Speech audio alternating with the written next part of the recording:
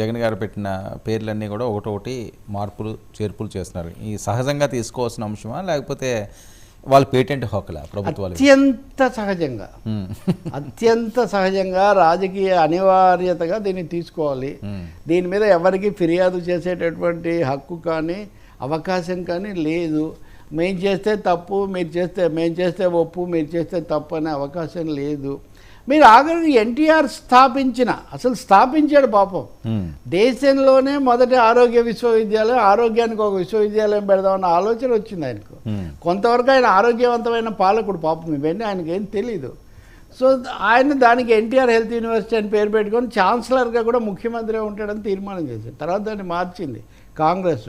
దాని పేరే మార్చారు కదా మీరు. రాజశేఖర రెడ్డి విగ్రహాలు పేర్లు తక్కువ అంటే మీరు దాన్ని ఒక పోనీ గెలవగానే కూడా కాదు, 3 ఏళ్ళ రెండు 3 ఏళ్ళ ఎందుకు మార్చారు? ఇప్పుడు వాళ్ళు మార్చకూడదంటే ఇంకెక్కడ కుదురుతుంది? అయితే అవసరమా అది మనం చెప్పలేము.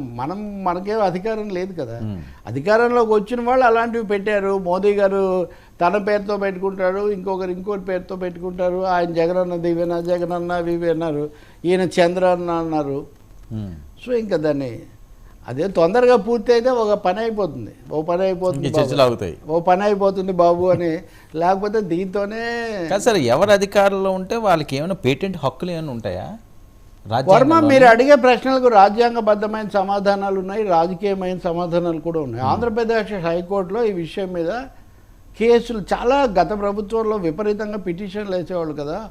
అప్పుడు ఆ ప్రధాన న్యాయమూర్తిగా ఉన్న పెద్ద ఆయన, మరి పేరు నాకు ఇప్పుడు గుర్తులేదు, ఆయన ఒక మాట అన్నాడు, అక్కడ ప్రజలకు మేలు జరగడం, పని జరగడం చాలా ముఖ్యం. ఏం పేరు పెట్టుకున్నారో దాని గురించి బుర్ర బగలు కట్టుకోకండి, దానికోసం కేసులు వేసి మా సమయం తినకండి.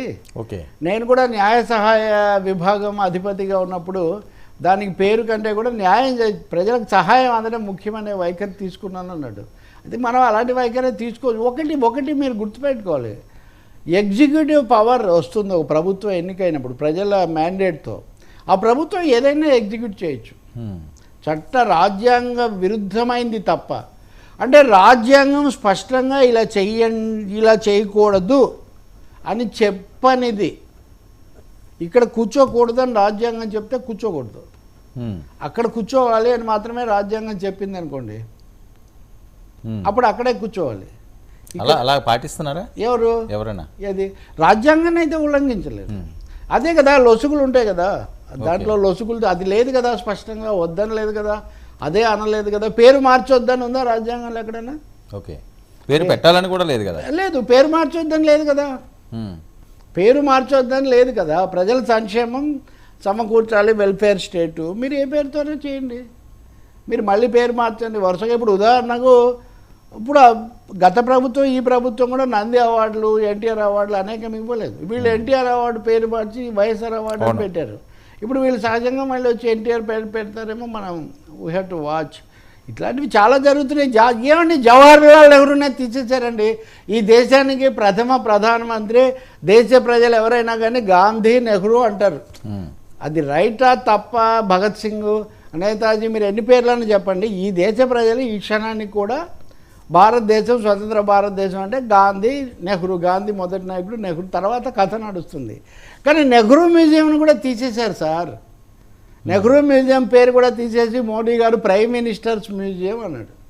ఇప్పుడు ఆయన ఇంకా అథారిటీగా చెప్తాడు, ఆయన తర్వాత 3 సార్లు అయిన వాడిని నేనే కదా అయ్యాడు కదా. అంటే ప్రైమ్ మినిస్టర్ మ్యూజియం ఆయన ప్రైమ్ మినిస్టరే కాదు, అదే ఏ ప్రైమ్ మినిస్టర్ వస్తే ఆ ప్రైమ్ మినిస్టర్ మ్యూజియం అనుకోవాలి. ప్రైమ్ మినిస్టర్స్ అందరూ అక్కడ ఉంటాయి, నెహ్రూ అనే ఎందుకు పెట్టాలి మీరు అని వాళ్ళు అన్నారు.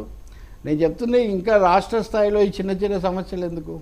అందుకనే ఇప్పుడు మనం ఇంతకంటే మూవ్ అని అంటున్నాం. అందుకే చంద్రబాబు నాయుడు ఓడిపోతురే, ఆయన ఇల్లు ఎక్కడుంది, ఆయన ఇంటి దగ్గర నీళ్ళు వస్తాయా లేదా, 6 నెలలు అదే చర్చ మాకు ఛానల్స్లో. నీళ్లు కావాలని వచ్చాయా, మళ్ళీ ఇచ్చారా? ఇప్పుడు జగన్మోహన్ రెడ్డి ఇంటి దగ్గర రోడ్డు ఉందా, తీసేశారా? ఇవి ఎంతవరకు అండి ఇవి? సార్, ఇన్ని సంవత్సరాలు సుదీర్ఘంగా ఇవన్నీ తీసుకొస్తున్నారు, కానీ మీలో కూడా ఒక అసహనం